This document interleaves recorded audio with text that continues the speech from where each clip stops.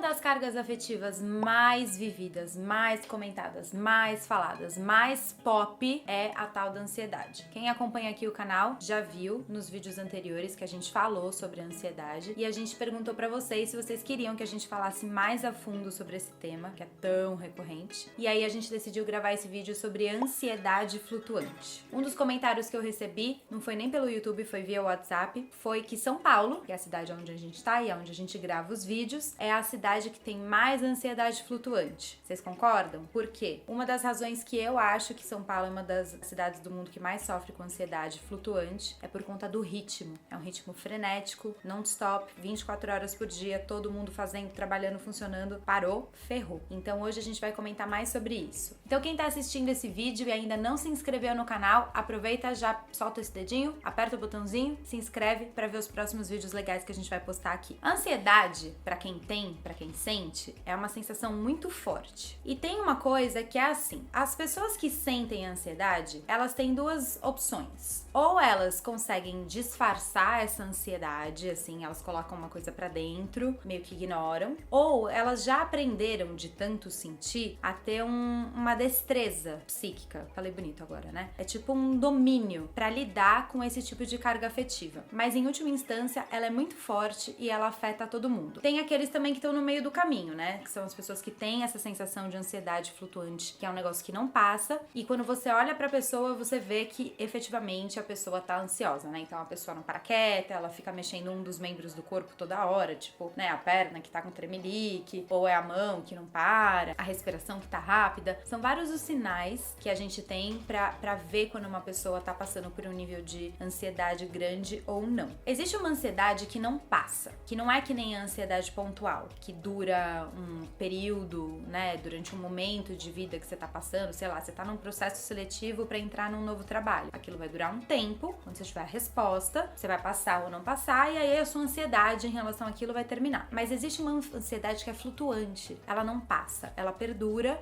ela é uma coisa sua, ela vive com você. Você pode estar passando por uma situação ou não, por um momento de vida ou não, ela permanece com você. Quando a gente trata esse tipo de ansiedade, é natural que a gente comece a se questionar por quê? Da onde vem essa ansiedade? E olhando essa insegurança na vida, promove essa ansiedade que não passa. É esse fio que é comum a todas as pessoas que têm essa ansiedade que se chama flutuante. Esse é um dos motivos que a gente vê tantos livros de filosofias ou de sabedorias e espiritualidade que, em última instância, falam a mesma coisa, que é o poder do agora, é o estado de presença, é o mindfulness, é você estar aqui agora, presente. Porque, de fato, se a gente não entender que a única coisa que a gente tem na mão é o presente, não tem como a gente ter uma confiança. Porque o passado realmente passou, a gente não vai conseguir mudar. E o futuro, não sabemos de que forma vai chegar, quando vai chegar, se vai chegar. Então, essa coisa da gente conseguir estar num estado presente, realmente, quando praticada,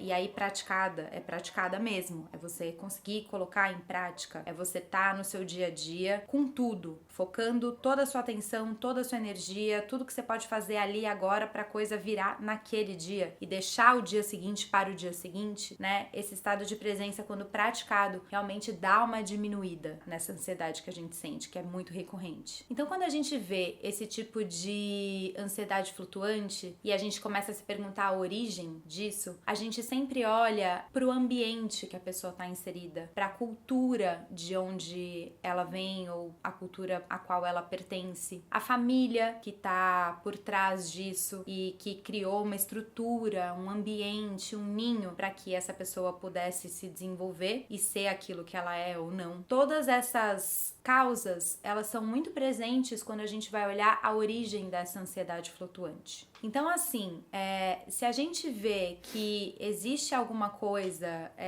de pano de fundo, por exemplo, com a cultura, é muito maior a probabilidade da gente encontrar a raiz de onde essa ansiedade flutuante, essa insegurança na vida foram geradas. Essa tal dessa ansiedade flutuante, ela também acaba por gerar alguns efeitos físicos na gente, que são uma coisa que, se você for no médico, por exemplo, a gente não vai conseguir ter um diagnóstico, mas é uma coisa que geralmente acontece. E como que a ansiedade pode gerar efeitos físicos? Esse tipo de ansiedade gera o que a gente chama de efeitos somáticos, que são coisas que geralmente não são diagnosticadas quando a gente vai no médico ou coisa assim, e geralmente são coisas aparentemente pequenas para quando a gente faz uma consulta no médico. Então, por exemplo, é aquela palpitação no coração, é a sudorese, é a vermelhidão que a gente sente, é um taquicardia. Mas veja, não tem nenhuma razão, sei lá, biológica para aquilo tá acontecendo, não tem uma doença por trás daquilo, mas é um efeito, é uma somatória de coisas que vai te deixando naquele estado. Então, se você tem esses efeitos recorrentes e você se considera uma pessoa ansiosa, achamos o match, né? É a ansiedade que tá gerando isso. Então, se você não conseguir ir na raiz da questão, que é a ansiedade flutuante que você sente, provavelmente vai ser difícil dos seus efeitos físicos passarem, porque às vezes tomando remédio não passa, se for no médico não tem muito como diagnosticar, então a causa tá sempre na psique. Então é importante a gente entender que a psique afeta o corpo, assim como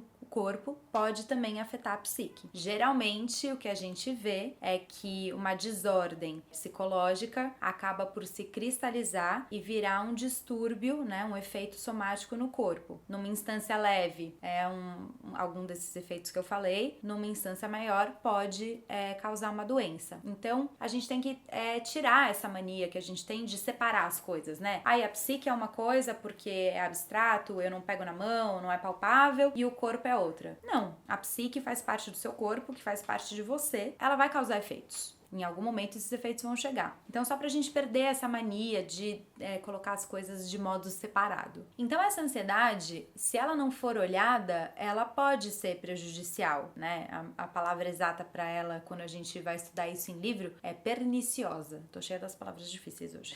Então, quando a gente não trata, ela pode ser perigosa, porque ela vai causar esses distúrbios de longo prazo que podem virar coisas crônicas, né? Que a gente tem, que a gente sente. Quando ela não se torna consciente, ou seja, quando a gente não vai olhar para aquela causa, além dela gerar esses desequilíbrios somáticos que a gente já citou, ela, para algum lugar essa carga afetiva vai, né? A gente tá com vários exemplos de vários vídeos aqui de carga afetiva, de emoções, de tudo aí que vocês estão vendo. Então a gente sabe que não tem como a coisa não ter vazão, né? Para algum lugar vai. E aí essa ansiedade, ela pode parar numa projeção, né? E aí o mecanismo de projeção é sempre quando a gente tá em relação com outra pessoa, que ele acontece. Então ele vai parar numa relação sua, sei lá, com seu chefe, com seu colega de trabalho, com seu namorado, com sua namorada, com seu marido, com seu filho, com alguma pessoa, esse negócio vai acabar vazando, ou realmente ela vai pro corpo e vai estourar em algum lugar. Não tem como a coisa não sair, né? Ela sempre vai aparecer de alguma forma para que a gente seja obrigado a olhar para aquele conteúdo. É realmente um jeito que a vida tem de pegar a gente pelos cabelos e falar: oi, querida, tudo bem? Então,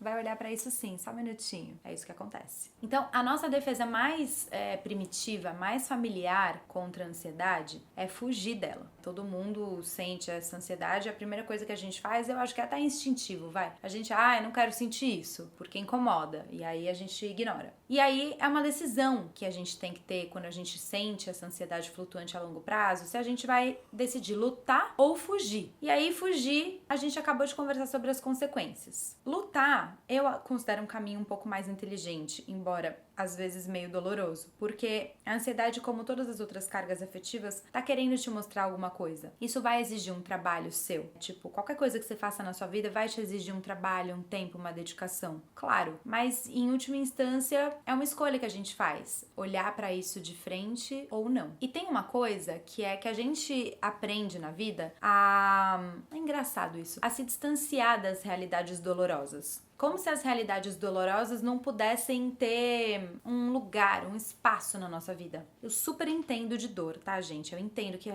realidade dolorosa dói e ninguém quer passar por isso. Agora, se a gente começar também a ter uma naturalidade com isso, talvez a gente não faça desses montantes de problemas ou situações que não são tão agradáveis pra gente um bicho de 7 cabeças e aprenda a lidar com isso como algo que faz parte da gente, né? Não sei, eu acho que a natureza bem explícita quanto a isso, né? Todos os dias a gente acorda e tem sol, tem dia, tem claridade, e aí à noite tem escuridão, né? E aí a gente vai vivendo esse ciclo. Então, assim, por que a gente não pode aprender a fazer isso com a gente? Eu não tô falando que é agradável, não é agradável, é desagradável. Mas eu acho que se a gente começar a olhar isso com essa naturalidade, fica mais fluido da gente trabalhar isso. E aí eu acho que a carga de ansiedade dá uma diminuída também. Então, pra quem tem a ansiedade flutuante, começa a dar uma olhada em como que você administra esses eventos que são dolorosos. Se você tende a lutar, se você tende a fugir, como que é a sua lida com isso? Porque talvez olhando pra esse ponto você consiga reequilibrar essa estrutura. É verdade também que em alguns momentos a gente precisa ter um distanciamento quando o acontecimento é doloroso demais, tá? Eu não tô defendendo que a gente tenha que aguentar tudo a ferro e fogo o tempo inteiro, full time. Não, eu acho que a gente é ser humano, a gente tem limite e a gente tem que saber se distanciar de algum evento quando realmente tá demais pra gente. Mas isso merece uma análise. Se você já fez um trabalho anterior em relação àquilo e tá too much, tudo bem. Faz parte do processo a gente se distanciar durante um tempo para conseguir voltar e abarcar aquela energia como um todo. Mas acho que esse não pode ser o padrão. Essa é a diferença do que eu tô falando. Então essa diferença entre ansiedade pontual e normal e ansiedade flutuante tá pontuada nessa insegurança que a gente tem na vida. A ansiedade flutuante, ela se torna um problema quando ela começa a paralisar a gente ou quando ela impede a gente de avançar. Ou seja, da gente definir as coisas que a gente quer, da gente ter escolhas no nosso dia a dia, da gente ir para a direção que a gente supostamente deva ir. Isso é um problema. Então, a ansiedade flutuante, lembra, ela tá atrelada à insegurança da vida. E durante a vida a gente vai ter que sempre se posicionar e escolher algumas coisas em detrimento de outras. E isso é o que vai levar a gente para esse desconhecido. Quando a gente escolhe avançar em direção ao desconhecido, é quando a gente escolhe se desenvolver. E a vida vai mostrando pra gente qual é essa direção. E isso dá medo, porque é desconhecido, é desconfortável, é novo, você não sabe o que vai acontecer e você não tem a tal da garantia. Então é assim, sem bilhete não tem jornada da vida e sem jornada da vida não tem bilhete. Então quando a gente fala que a gente tem que escolher entre lutar ou fugir, é disso que a gente tá falando. Se você vai pegar seu bilhete e você vai embarcar e ir pra frente, custe o que custar, ou se você vai ficar aí, deixando com que a ansiedade te tome, aí você não anda, etc, etc. E aí eu queria saber de vocês. Vocês sentem isso? Vocês têm exemplos de ansiedade flutuante? Vocês sentem isso, por exemplo, como esse áudio que eu recebi da pessoa que falou que São Paulo é uma cidade que deixa ela ansiosa, flutuante, que é uma ansiedade que não passa. Eu dei o exemplo do ritmo, eu acho que esse ritmo realmente é bem puxado, é bem frenético, deixa as pessoas ansiosas, às vezes com dificuldade até pra dormir. Então, eu acho que esse tema é bem presente, acho que várias pessoas sentem isso. Via de regra, a gente conversa sobre isso quando a gente fala que a rotina tá puxada, ou que a gente tá com problema pra dormir, ou que a gente tá com excesso de demanda, mas internamente, como é pra vocês? Vocês têm exemplos disso? Eu vou adorar saber, porque é um objeto de estudo meu e eu tô fazendo esse vídeo pra compartilhar esse assunto com vocês. Então, quem tiver esses exemplos, comenta aqui embaixo pra gente, escreve, a gente quer ver, a gente quer saber, a gente quer ouvir, aí a gente quer criar um debate sobre isso, a gente quer que as pessoas consigam trocar essas informações e se alguém conseguiu sair desse estado de ansiedade flutuante, passou por um estado de calmaria, conta como fez, como foi o processo, que isso é riqueza, né, pra gente. É isso, se você gostou, dá um like, compartilha esse vídeo, se inscreve no canal pra você conseguir assistir os próximos aqui com a gente. Um beijo e até a próxima!